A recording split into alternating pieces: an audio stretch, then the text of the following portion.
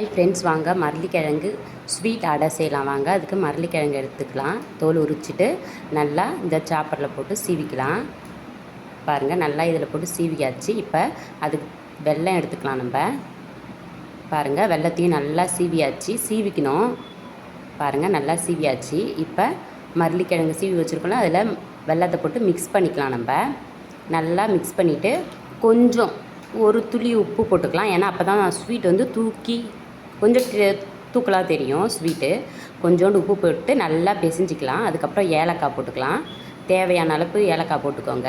நாங்கள் ஏலக்காய் கம்மியாக தான் போடுவேன், பாப்பா சாப்பிட மாட்டாங்க. பாருங்கள், ஏலக்காய் போட்டு நல்லா பிசைஞ்சிக்கலாம். அதுக்கப்புறம் தோசைக்கல்லை வச்சுக்கலாம்.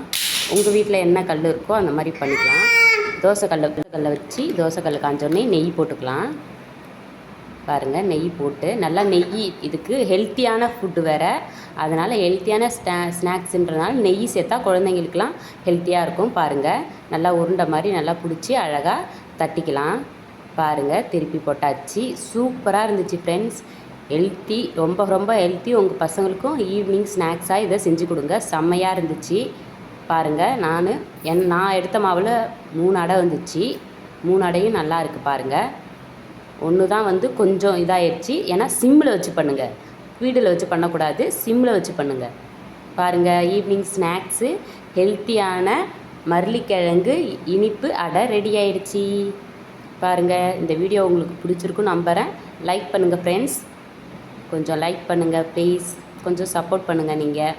பாருங்கள், நான் பிச்சு வேணா காட்டுறேன். பாருங்கள், நல்லாவே இருக்குது. பாருங்கள், மரளிக்கிழங்கு கிடச்சா வாங்கி செஞ்சு பாருங்கள்.